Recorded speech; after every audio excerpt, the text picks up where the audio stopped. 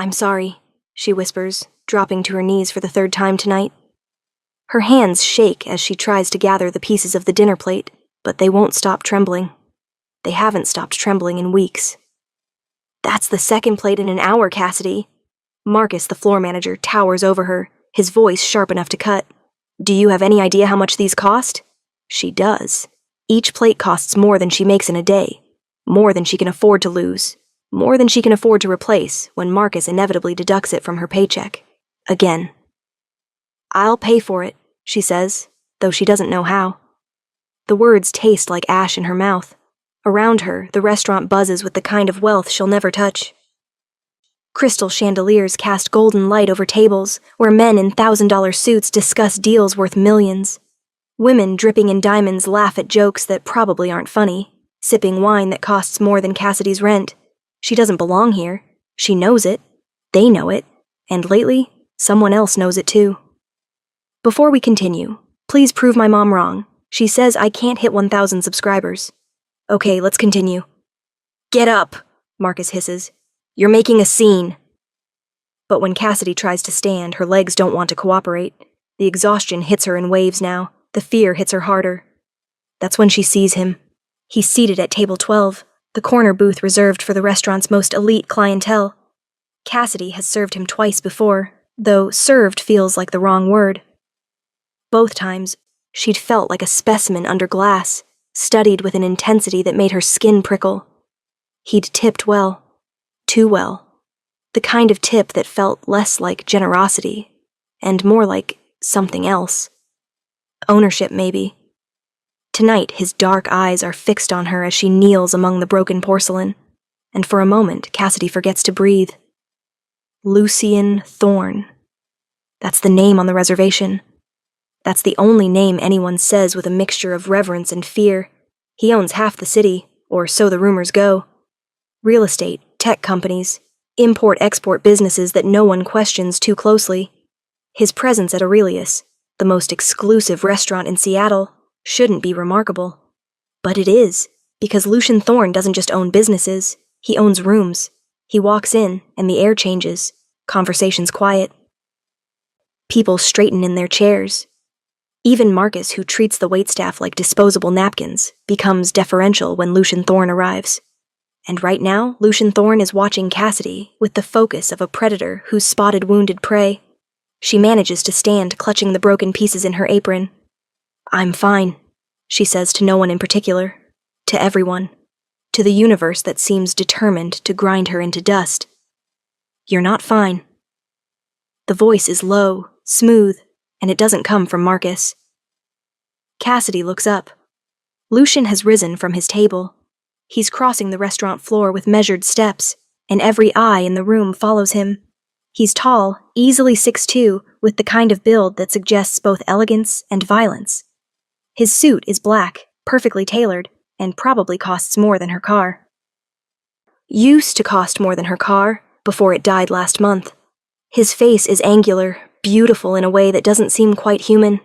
Sharp cheekbones, a jaw that could be carved from marble, and those eyes. Dark, almost black, with an intensity that makes Cassidy want to look away and never stop looking at the same time. "Mr. Thorne," Marcus begins, his voice oily with deference. "I apologize for the disturbance. You were just humiliating an employee in front of your guests." Lucian's tone doesn't rise, but the temperature in the room seems to drop. "I suggest you return to the kitchen. Now." Marcus's mouth opens and closes like a fish. Then he retreats, practically scurrying away. Lucian turns his attention to Cassidy, and she feels pinned by his gaze. "Are you hurt?" "No, I'm okay." "You're trembling." She looks down at her hands. He's right. They're shaking so badly she nearly drops the broken porcelain all over again. I'm tired. Long shift." "That's not exhaustion." He steps closer, and Cassidy catches his scent. Something expensive. Cedar and night air and something else. Something darker that she can't quite name. That's fear. The word hangs between them like a blade. Cassidy wants to deny it. She wants to laugh it off. to make some joke about how clumsy she's been lately, how she needs more sleep, how she's just having a bad week. But the lie won't come. Instead, tears prick at her eyes, hot and humiliating. "I need to get back to work," she manages. "You need to sit down before you collapse."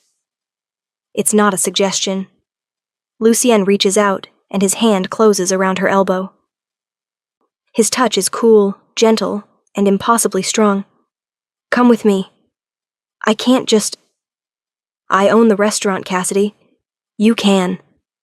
The words stop her cold. "You—" "What?" "I bought Aurelius 6 months ago." His expression doesn't change, but something flickers in his eyes. Amusement, maybe. Or calculation. "Which makes me your employer, and as your employer, I'm telling you to sit down." Before she can protest, he's guiding her through the restaurant, past the staring diners, past the scandalized hostess to a private dining room at the back. The door closes behind them with a soft click, and suddenly the noise of the restaurant fades to a distant hum. The room is smaller than the main floor, more intimate. A single table sits in the center, already set for 2. Candles flicker in the dim light. "Sit," Lucien says, pulling out a chair. Cassidy sits, mostly because her legs give out. He settles into the chair across from her, and for a long moment he simply looks at her. Really looks at her. Not the way men usually look at her, with hunger or dismissal. This is different. This is evaluation, assessment. The way a chess player studies the board. "How long?" he asks finally. "How long, what?" "How long has someone been following you?" The room tilts. Cassidy grips the edge of the table, her knuckles white. Don't lie to me." His voice is still soft, but there's steel underneath. "I've been watching you, Cassidy. 3 nights ago, you arrived at work 20 minutes late. You told Marcus you had car trouble, but you didn't. You were shaking then, too. 2 nights ago, you dropped a tray of drinks and blamed it on slippery hands. Last night, you left through the back exit instead of the front, and you kept looking over your shoulder. You've been watching me?" The question comes out sharper than she intends. "I notice things." Lucien leans back in his chair, his expression unreadable. "And I notice when someone is afraid. So I'll ask you again. How long?" Cassidy wants to lie. She wants to deflect, to make excuses, to protect herself the way she's been protecting herself for the past month. But something in Lucien's gaze strips away her defenses. 5 weeks, she whispers. "It started 5 weeks ago." "Tell me." And God help her, she does. The words spill out like water from a broken dam. She tells him about Devin, her ex-boyfriend, how they dated for 6 months before she realized he wasn't just possessive, he was dangerous. How she'd tried to break up with him, and he'd smiled and told her that would never happen. How she'd moved apartments, changed her phone number, blocked him on every social media platform. How none of it mattered. Because Devin always found her. At the grocery store, at the gym, outside her new apartment. He never said anything, never threatened her directly. He just appeared, always watching, always waiting. "I went to the police," Cassidy says, and her voice cracks. "They said they couldn't do anything unless he actually threatened me. They said I should keep a record, take photos, document everything." She laughs, and it sounds broken, as if a piece of paper is going to stop him when he decides to make his move. "He's escalating," Lucien says quietly. "Yes." The word is barely a breath. "Last week, I found him standing outside the restaurant, just standing there in the parking lot, staring at the door. And yesterday," she swallows hard. "Yesterday, I found a note on my car. It said, 'You can't hide forever.'" Lucien's expression doesn't change, but something in the room shifts. The air grows colder, heavier. When he speaks again, his voice is soft as silk and twice as dangerous. "Where is he now?" "I don't know. That's the problem. I never know." "Show me the note." Cassidy hesitates, then reaches into her apron pocket. The paper is crumpled, stained with sweat and fear. She smooths it out on the table between them. Lucien picks it up, studying it with the same intensity he'd studied her. Do you have somewhere safe to stay? I'm fine at my apartment. I changed the locks. That's not what I asked. Cassidy meets his gaze, and something in her chest tightens. No. I don't have anywhere safe. For a long moment, Lucien is silent. Then he folds the note carefully and slips it into his jacket pocket. You do now. What? You're going to come home with me tonight. The words should sound absurd. Dangerous, even. A strange man, a wealthy man, a man she barely knows, inviting her to his home. Every instinct Cassidy has should be screaming at her to refuse. But instead, she feels relief. I can't, she says anyway because she has to. I barely know you. You know I own this restaurant. You know I'm wealthy enough to make problems disappear. Lucian's eyes hold hers. And you know, on some level, that I'm not going to hurt you. How do I know that? Because if I wanted to hurt you, Cassidy, I would have done it already. He says it matter-of-factly, without malice. I've had 3 opportunities. I've taken none of them. That should tell you something. It does. It tells her that Lucien Thorne is dangerous in ways she doesn't fully understand. But it also tells her that his danger isn't directed at her. Why? She asks. Why do you care what happens to me?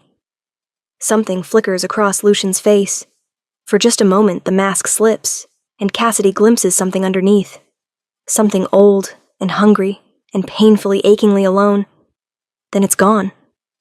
Because, he says simply, I can.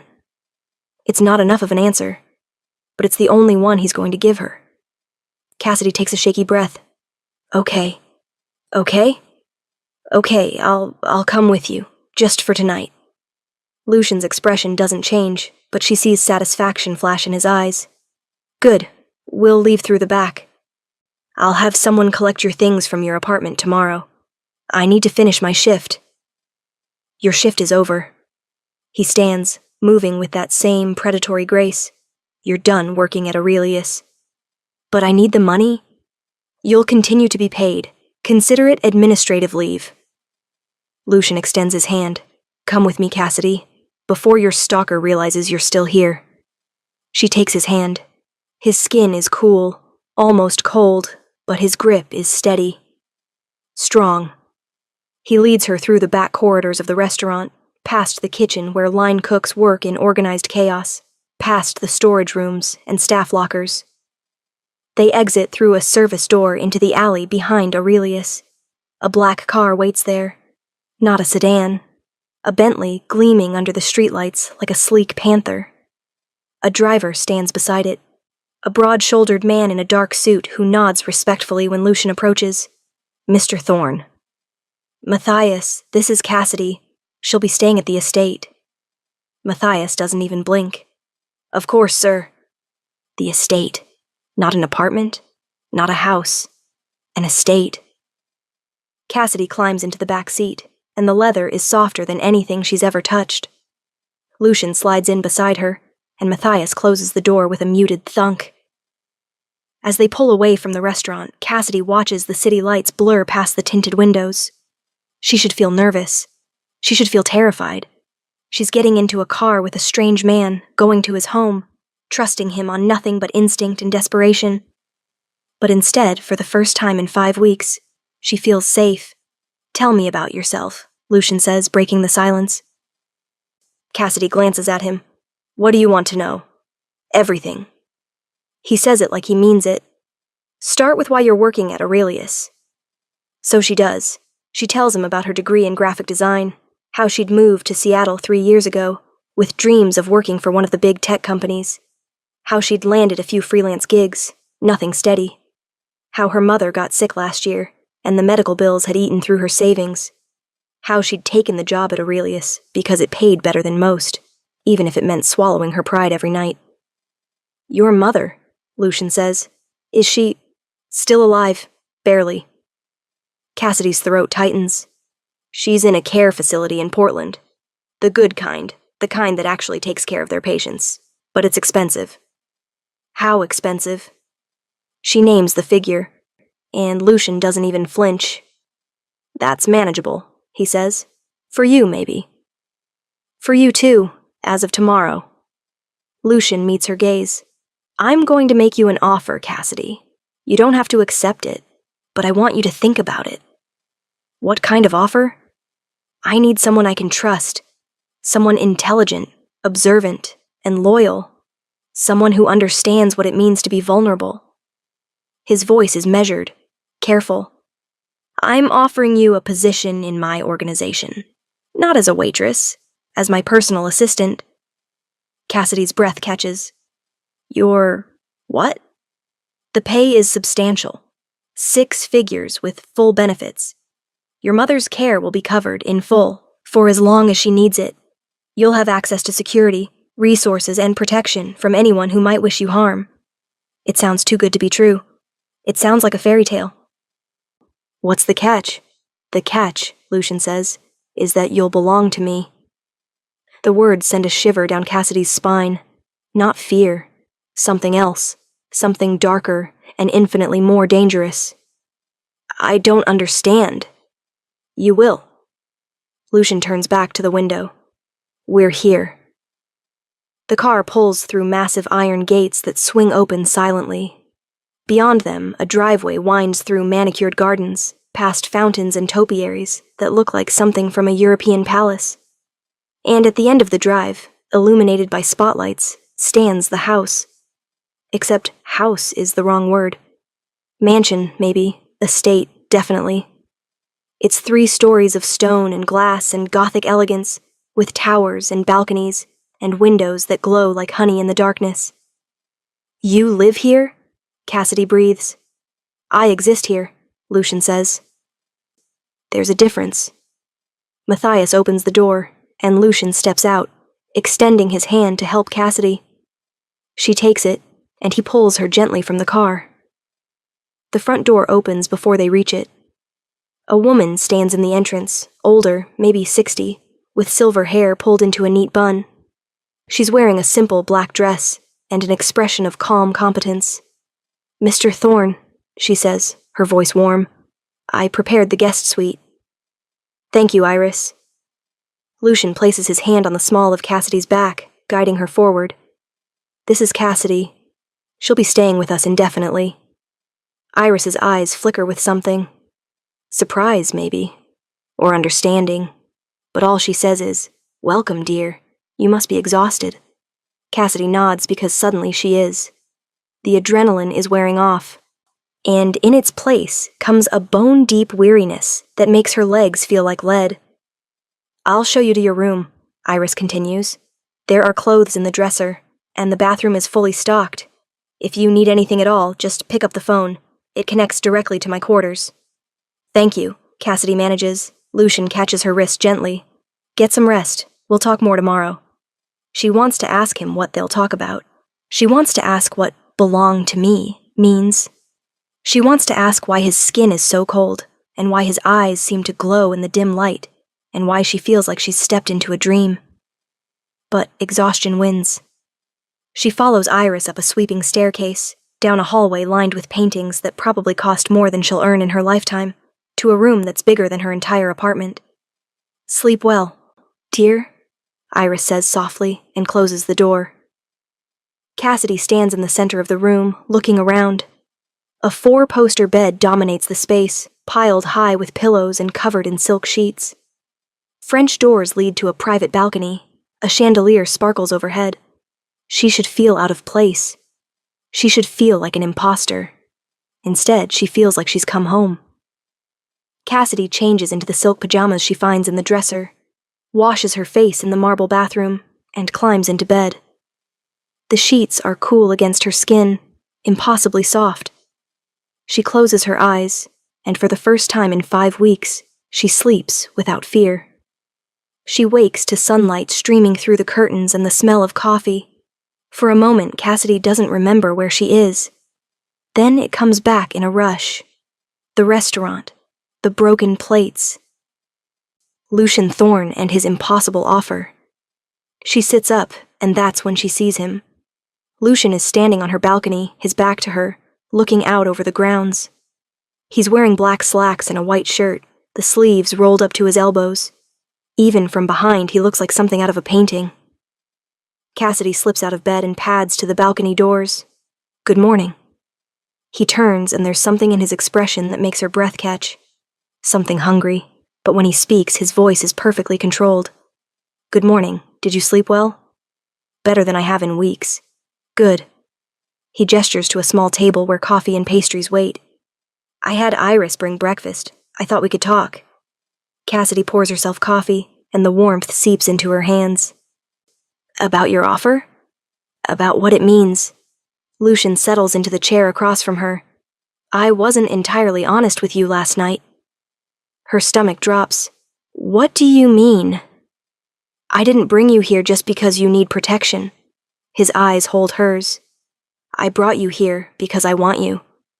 The words hang in the air between them, heavy with implication.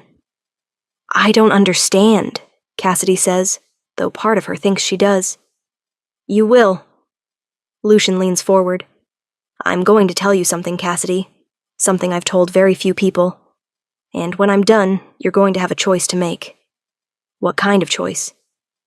"Whether to stay or leave." His expression is unreadable. Whether to be mine or walk away. Cassidy's heart hammers in her chest. "I'm listening." And Lucian Thorne begins to speak.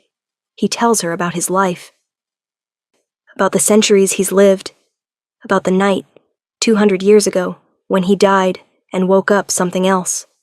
Something stronger. Something faster. Something that needs blood to survive. He tells her about the empire he's built. About the others like him who live in the shadows. About the careful balance between his world and hers. He tells her about power and loneliness and the weight of immortality. And when he's done, Cassidy sits in stunned silence. "You're a vampire," she says finally. "Yes. That's impossible." "And yet." Lucian's smile is sharp. "Here I am." Cassidy should run. She should laugh in his face. She should call for help, call for a psychiatrist, call for anyone. But instead, she thinks about the coldness of his skin, the way his eyes seem to glow, the way he moves, too fast, too fluid, the way he'd known, somehow, that she was in danger. "Prove it," she says. Lucian's smile widens, and then he moves. One moment he's sitting across from her. The next, he's behind her chair, his hand resting lightly on her shoulder. Cassidy gasps, spinning around, but he's already back in his seat, looking perfectly composed. "Satisfied?" he asks. Cassidy's mind races. "This is insane." "Yes, you're insane. Possibly." Lucian's expression softens. "But I'm also the only person who can keep you safe from Devon. The only person with the resources, the connections, and the willingness to eliminate the threat he poses." Cassidy's breath catches. "Eliminate? I'm not going to kill him." Lucian's voice is calm, almost gentle. "Not unless you want me to. But I am going to make sure he never comes near you again. I'm going to make sure he understands that you are under my protection, that you belong to me, and that anyone who touches you will answer to me." The possessiveness in his voice should frighten her. Instead, it sends heat pooling in her stomach. "Why?" she asks again. "Why me?" "Because you're stronger than you know." Lucian reaches across the table, and his fingers brush hers. "Because you kept going when most people would have broken. Because when I look at you, I see something I haven't seen in a very long time." "What?" "Hope." The word breaks something in Cassidy's chest. Tears sting her eyes, and she blinks them away furiously. "I don't know if I can do this." "You can." Lucian's hand closes around hers, cool and steady. "You're already doing it. You just need to decide if you want to keep doing it alone. Or if you want to let me help you." Cassidy looks down at their joined hands. His skin is pale, almost translucent in the sunlight. She can see the veins underneath, dark and still. No pulse. Because he doesn't have one. "If I stay," she says slowly, "if I accept your offer, what does belonging to you actually mean?" "It means," Lucian says, "that I will protect you. provide for you, care for you. It means that you will have a place in my life, in my world. It means that when you walk into a room, people will know that you are mine, and they will treat you accordingly. And in return, you give me your trust, your loyalty. His thumb strokes across her knuckles. Your presence. I've been alone for a very long time, Cassidy. I'm tired of being alone. It should sound like a business transaction. Cold, calculated.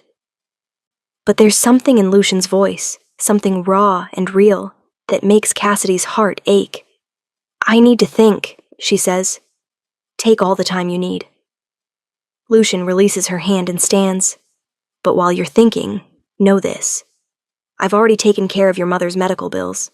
As of this morning, they're paid in full, for the next 5 years. Cassidy's head snaps up. You... what? Consider it a gift. No strings attached. He moves to the balcony railing, looking out over the grounds. Whether you stay or go, your mother will be cared for. You have my word. The tears come then, hot and fast. Cassidy covers her face with her hands, and her shoulders shake with sobs she's been holding back for months. All the fear, all the stress, all the crushing weight of bills she couldn't pay, and futures she couldn't afford. Gone. Just like that. She feels arms around her, cool and strong. Lucian pulls her against his chest, and she cries into his shirt while he holds her. He doesn't speak. He doesn't tell her it's going to be okay, or offer meaningless platitudes. He just holds her. And somehow that's enough. When the tears finally stop, Cassidy pulls back, wiping at her eyes. I'm sorry. Don't be. Lucian brushes a strand of hair from her face. Grief is nothing to apologize for. It's not grief. It's... She trails off, searching for the word. Relief, terror, hope. All of it at once. I know the feeling. Cassidy looks up at him. Really looks at him. In the sunlight, she can see the inhuman perfection of his features. The way his skin doesn't quite reflect light the way it should. The way his eyes are too dark, too deep. He's beautiful. And he's terrifying. And he's offering her everything she's ever wanted. Okay, she says. Lucian goes very still. Okay? I'll stay. I'll work for you. I'll... She takes a shaky breath. I'll belong to you, if you'll have me. Something flashes in Lucian's eyes, something fierce and possessive and utterly triumphant. If I'll have you? Cassidy, I've wanted you from the moment I saw you drop that first tray. I've watched you fight and struggle and refuse to break. You're magnificent. Of course I'll have you. He cups her face in his hands, and his touch is gentle despite the hunger in his gaze. But I need you to understand something. Once you're mine completely. I don't share. I don't let go. If you agree to this, there's no going back. I understand. Do you? Lucian's voice drops to a whisper.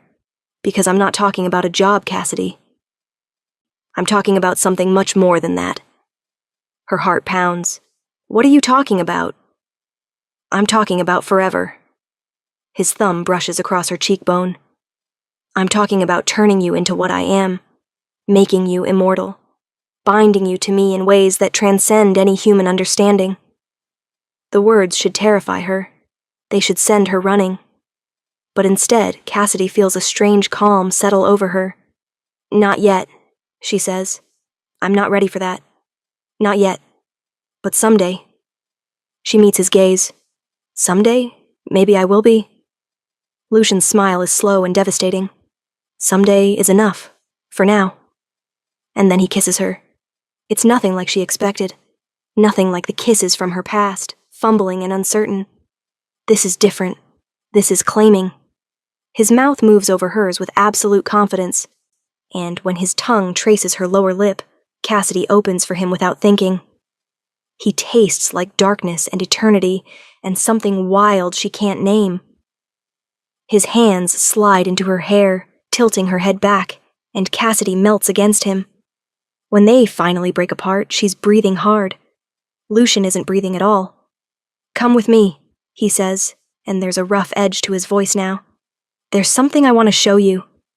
He leads her through the mansion, down hallways lined with art and antiquities that probably belong in museums.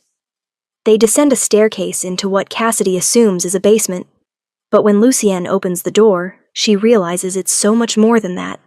It's an archive. Floor-to-ceiling shelves hold books and scrolls and artifacts from what looks like every century of human history. In the center of the room, a massive desk sits covered in papers and maps and documents. "This is my collection," Lucian says, and there's pride in his voice. 2 centuries of history, art, literature, science. I've preserved pieces of the world as it changed around me. Cassidy walks forward, running her fingers along the spines of books. Some are so old the titles have faded. Others look like they were bound yesterday. "Why are you showing me this?" "Because," Lucian says, "I want you to understand what I'm offering you. Not just wealth, not just protection, but knowledge, history, a place in something larger than yourself." Cassidy turns to face him. "And what do you get?" "You." The word is simple, absolute. I get to watch you grow into your power. I get to see you discover what you're capable of. I get to have someone by my side who understands what it means to fight for survival. He crosses to her, and his expression is raw in a way she hasn't seen before. "I've been alone for so long, Cassidy. I've had lovers, companions, even friends. But I've never had someone who was truly mine. Someone I could trust with all of this." He gestures to the room around them. "Someone I could trust with me. You barely know me. I know enough." Lucian takes her hands. "I know you're brave. I know you're stubborn. I know you don't give up, even when you probably should. And I know that when you look at me, you don't see a monster. You see possibility." He's right. She does. "So," Lucian says softly, "what do you say, Cassidy? Will you let me be yours as much as you are mine?" And standing in this room full of history, full of centuries of human achievement and suffering and triumph, Cassidy realizes that this is her moment. Her choice. Her chance to step out of the shadows and into something bigger. "Yes," she whispers. "Yes, I will." Lucian's smile is blinding, and then he's kissing her again, deeper this time, more urgent. His hands slide down her sides, over the silk of her pajamas, and Cassidy gasps into his mouth. "Not here," he murmurs against her lips. "I want to do this properly." He leads her back upstairs, through hallways that blur together, to a room she hasn't seen before. His room, she realizes. The master suite.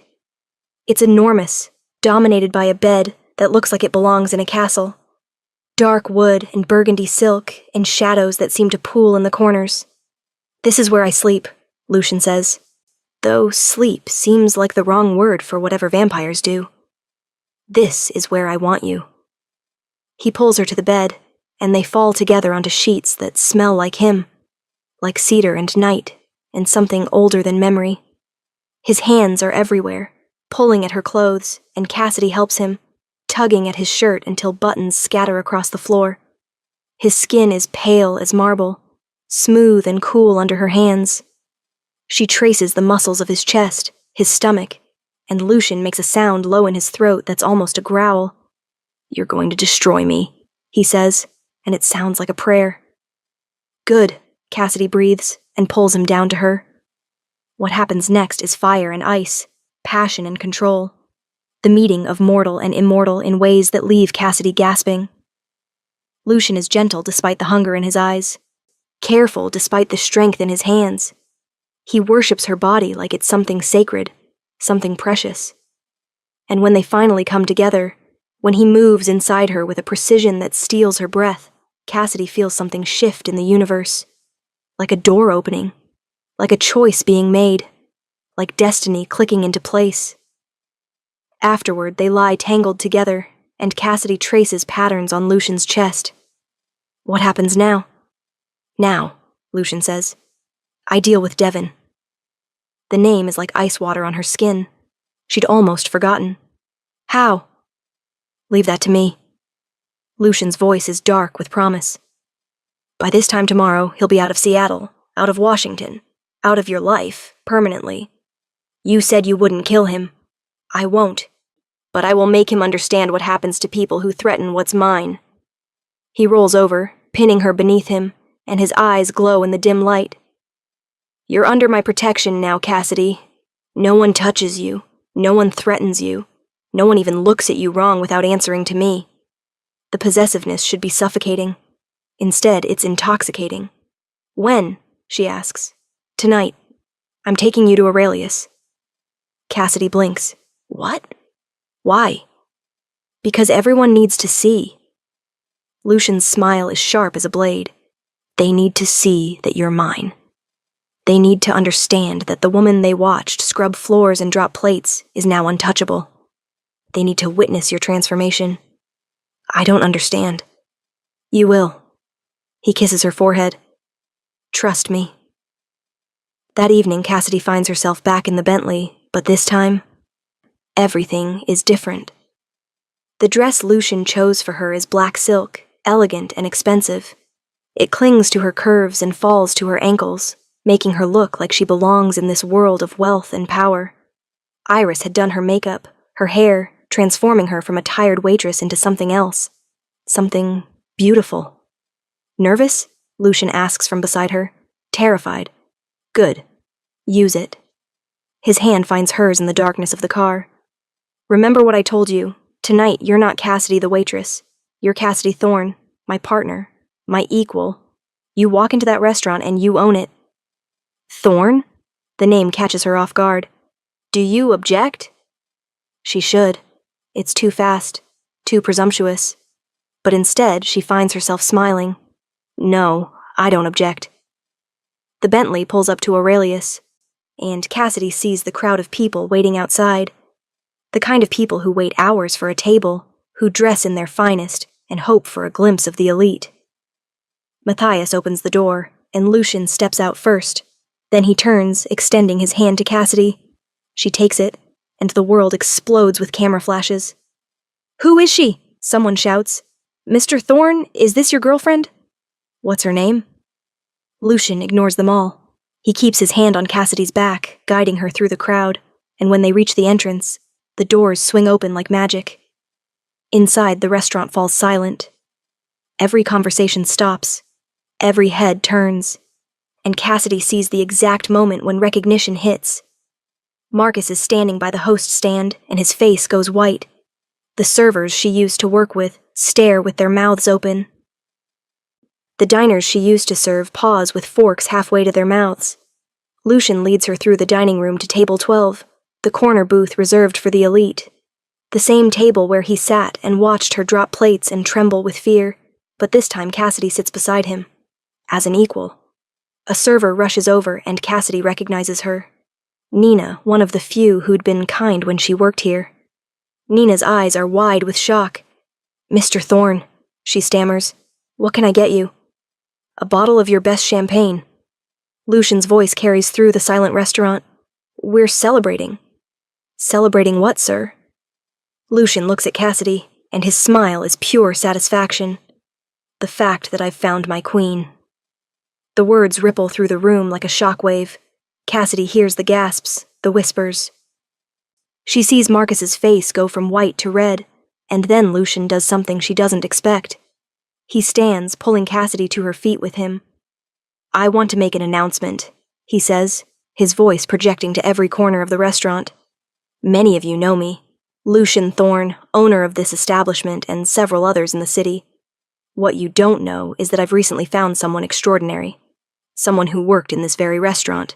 Someone who showed more grace and strength in the face of adversity than anyone I've ever met.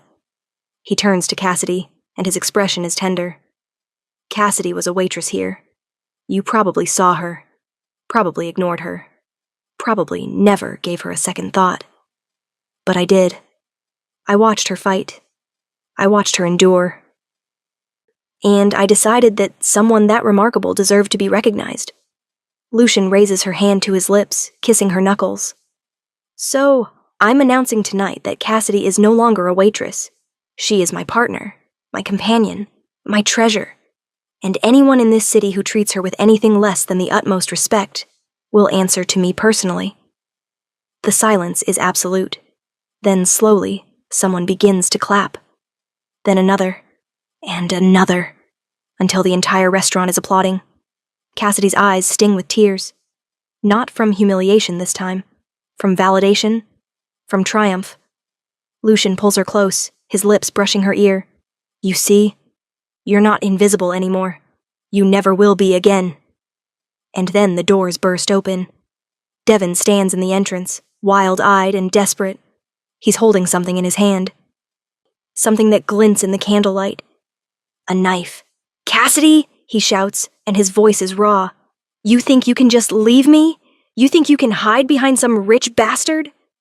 The restaurant erupts in chaos. People scramble from their seats. Servers duck behind tables. But Lucian doesn't move. He simply steps in front of Cassidy, putting himself between her and Devon. You must be the stalker, Lucian says, and his voice is cold as death. Devon's eyes are crazy, unfocused. Get away from her. She's mine. No. Lucian's word cracks like a whip. She's not. She's mine.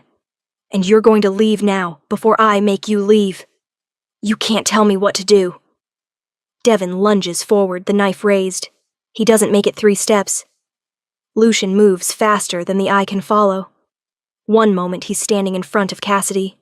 The next, he has Devon pinned against the wall, one hand around his throat, the knife clattering to the floor. Listen to me very carefully, Lucian says, and his voice is soft, dangerous. You're going to leave Seattle tonight. You're going to leave Washington.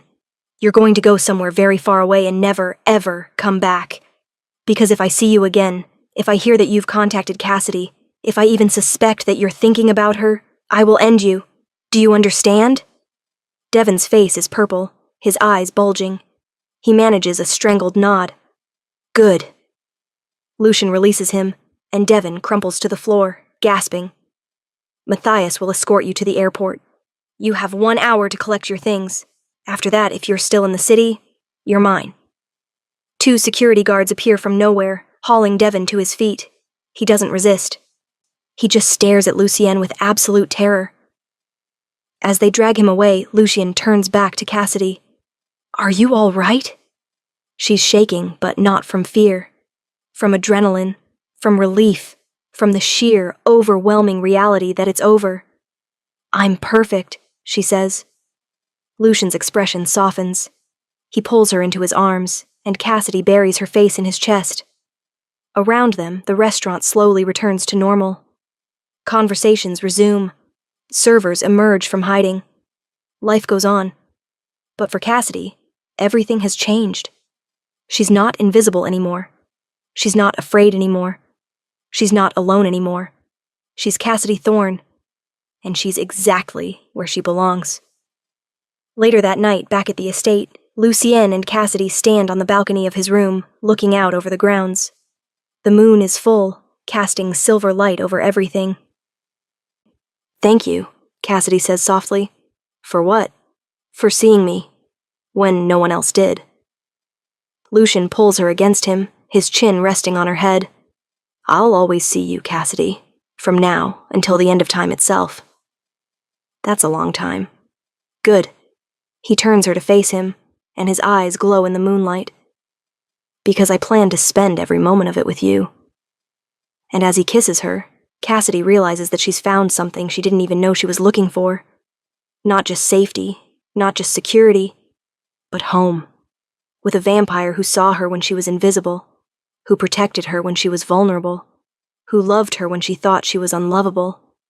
And as the night stretches out before them, full of possibility and promise, Cassidy knows one thing for certain. This is only the beginning. 3 weeks pass in a haze of silk sheets and whispered promises. Cassidy learns what it means to live in Lucien's world. She attends galas where diamonds are as common as breathing. She sits in on business meetings where millions change hands with a handshake. She discovers that being loved by a vampire means being consumed by him, body and soul, and she finds she doesn't mind the consumption at all. But tonight, something is wrong. Cassidy feels it the moment she walks into Lucien's study.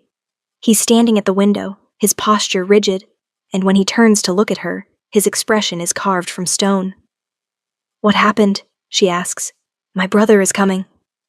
The words are simple, but the weight behind them makes Cassidy's stomach drop. "I didn't know you had a brother." "I don't talk about him." Lucien's jaw tightens.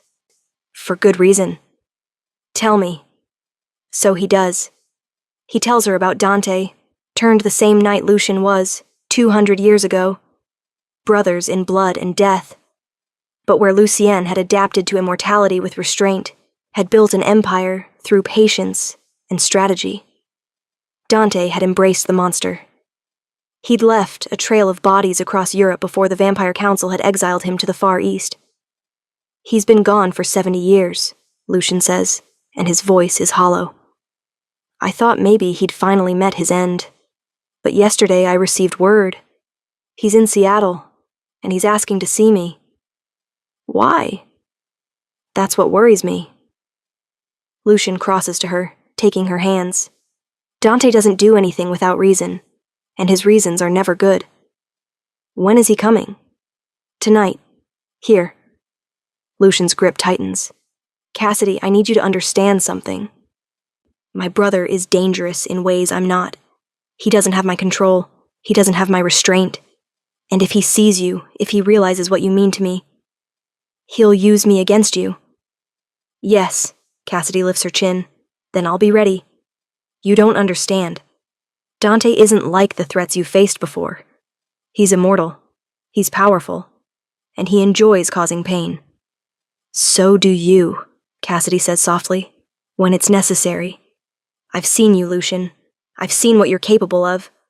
The difference is you choose when to unleash it. Your brother doesn't." Something flickers in Lucien's eyes. Pride, maybe. Or fear. "I won't let him hurt you." "I know." Cassidy pulls him down to kiss her. "Because we're in this together, remember? For better or worse. Those are wedding vows. Consider it practice." Lucien's laugh is sharp and surprised, and for a moment the tension breaks. Then his expression sobers. "Stay close to me tonight. Don't leave my side, no matter what he says or does." "I won't." They don't have to wait long. An hour later, as the sun dips below the horizon, Iris appears at the study door. Her face is pale. "Mr. Thorne, your brother has arrived?" Lucien stands and Cassidy stands with him. They walk together to the main hall, and that's where Cassidy sees him. Dante Thorne is beautiful in the way a blade is beautiful. Sharp, cold, deadly. He has the same dark hair as Lucien, the same angular features, but where Lucien's eyes hold depth and control, Dante's eyes are empty. Void-like, like looking into an abyss that looks back with hunger. He's wearing a blood-red suit that probably costs a fortune, and he's smiling like a wolf who's just spotted a lamb. "Brother," he says, and his voice is silk over razors. "It's been too long. Not long enough." Lucien's tone is flat. "What do you want, Dante? Is that any way to greet family?" Dante's gaze slides past Lucien and lands on Cassidy. His smile widens. "But I see you've been busy. How delightful. And who is this lovely creature?" "None of your concern." "Oh, but she is." Dante takes a step closer, and Cassidy feels Lucien tense beside her. "You've always been so careful, brother. So controlled. So determined to play by the rules. But this..." He gestures at Cassidy. "This is a weakness. And weaknesses can be exploited. Touch her, and I'll end you." "There's the Lucien I remember." Dante's laugh is cold. "The one who still has fire in his veins. I was beginning to think you'd gone soft, building your little empire, playing human. But no. You're still a predator. You've just gotten better at hiding it. State your business or leave." Dante's expression shifts, the amusement fading. "Very well. I need your help." The words hang in the air, like a bomb waiting to detonate. Lucien's voice is sharp as glass. "Why would I help you?" "Because if you don't, the council will come for you too."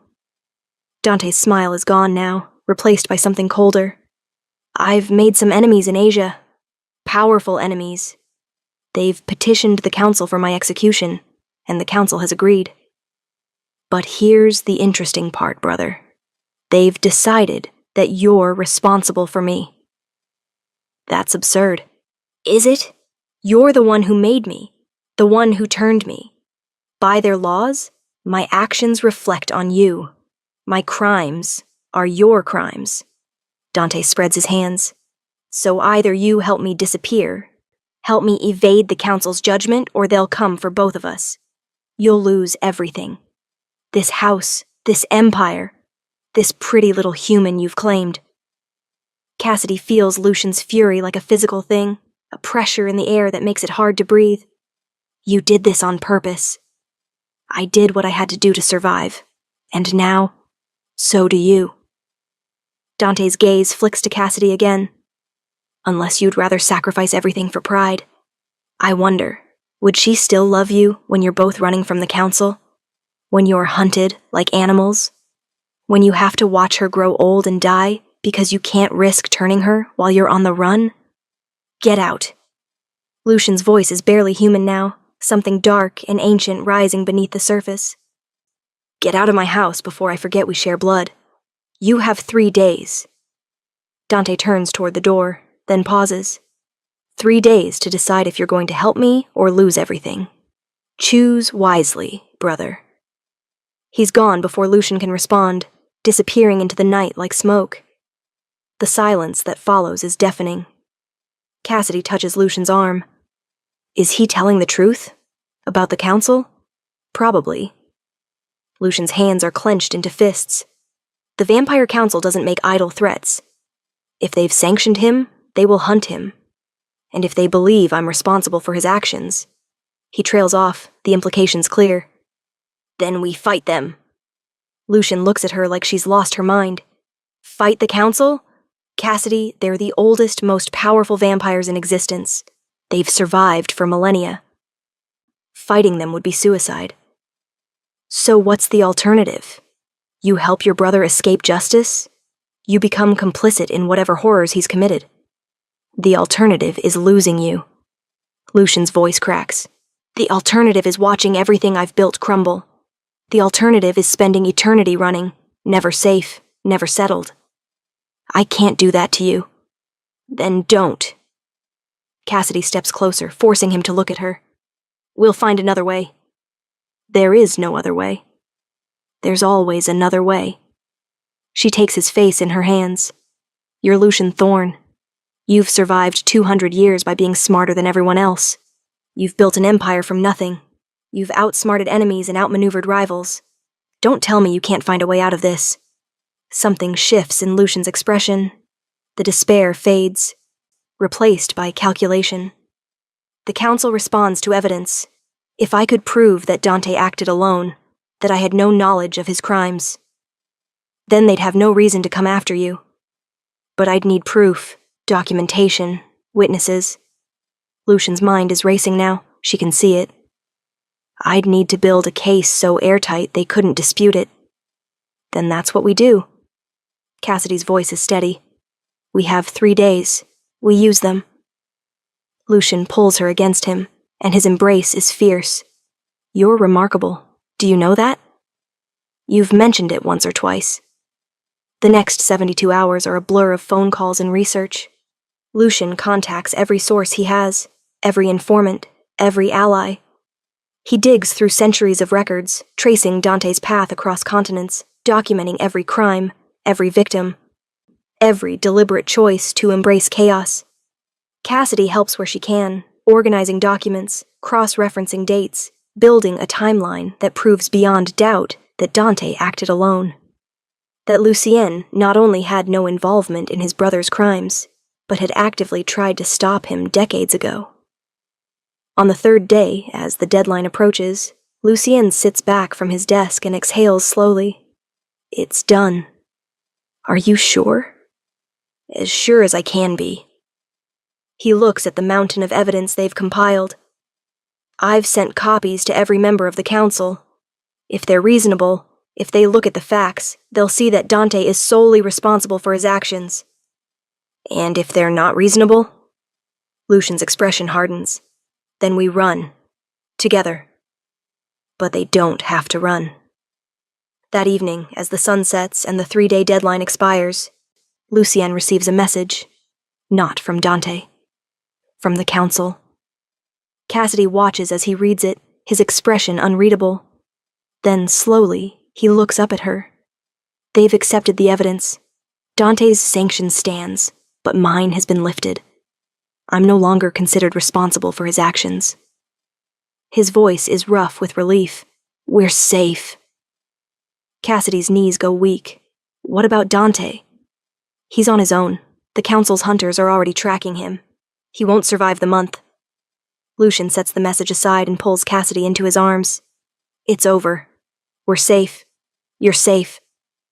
She buries her face in his chest, feeling the tension drain from her body. We did it. You did it. You're the one who believed there was another way. You're the one who refused to let me give up. Lucien tilts her face up to his. You saved me, Cassidy. In more ways than one. That's what partners do. Yes. His smile is soft, genuine. That's exactly what partners do. That night, they stand on the balcony of Lucian's room, looking out over the grounds. The moon is full again, casting silver light over everything, and Cassidy feels a peace she hasn't felt in years. I've been thinking, Lucien says, breaking the comfortable silence. About what? About forever. He turns to face her, and there's something in his expression that makes her heart race. You said you weren't ready to be turned, to become what I am. But when you are ready, if you are ever ready, I want you to know that the offer stands. Not because I want to possess you, but because I can't imagine eternity without you. Cassidy's throat tightens. Ask me again in a year. A year? I want to live first. Really live. I want to see the world with you. I want to learn what it means to be loved by you. And then, she smiles, then I'll give you my answer. And if your answer is no, then you'll love me until my last breath, and you'll let me go. She touches his face, but I don't think my answer will be no. Lucian's smile is radiant. Neither do I. He kisses her under the moonlight, and Cassidy thinks about the girl she was 3 weeks ago. Trembling, afraid, invisible. That girl is gone now, replaced by someone stronger. Someone who faced down stalkers and vampire councils and found her place in a world she never knew existed. She's Cassidy Thorne. She's loved by an immortal, and she's exactly where she's supposed to be. When they finally pull apart, Lucien takes her hand. Come with me. There's one more thing I want to show you. He leads her back through the mansion, downstairs she's never descended before, to a door that looks like it belongs in a medieval castle. He opens it, and beyond is a vault. Inside, on a pedestal of black marble, sits a single object. A ring. Not ostentatious. Not dripping with diamonds. Just a simple band of white gold with a single ruby set in the center. This belonged to my mother, Lucien says quietly. It's the only thing I kept from my human life. The only thing that mattered. He picks up the ring, turning it in his fingers. I've kept it for 200 years, waiting for someone worthy of wearing it. Cassidy's breath catches. Lucien, I'm not asking you to marry me. Not yet. You need your year. You need time to be sure. He slips the ring onto her finger and it fits perfectly. But I want you to have this. I want you to know that when you're ready, when you've lived and learned and decided what you want from eternity, I'll be here, waiting, hoping, loving you. The ruby glows in the dim light, blood red and beautiful. Cassidy looks at it, then at Lucien and feels tears slide down her cheeks. I love you, she whispers. I know. His smile is tender. I've known since the night you agreed to stay. Since the moment you looked at me and saw not a monster, but possibility. They stand in the vault, surrounded by 2 centuries of history, and Cassidy realizes that she's become part of that history, part of Lucien's story, part of something bigger than herself, And when they return to the balcony, when they watch the sun begin to rise over the grounds, Cassidy knows with absolute certainty that she's found what she was looking for all along. Not rescue, not salvation, but partnership, love, home, with a vampire who saw her when she was invisible, who protected her when she was vulnerable, who loved her when she thought she was broken beyond repair. And as the first rays of sunlight paint the sky gold and pink, Cassidy leans against Lucian's chest and smiles.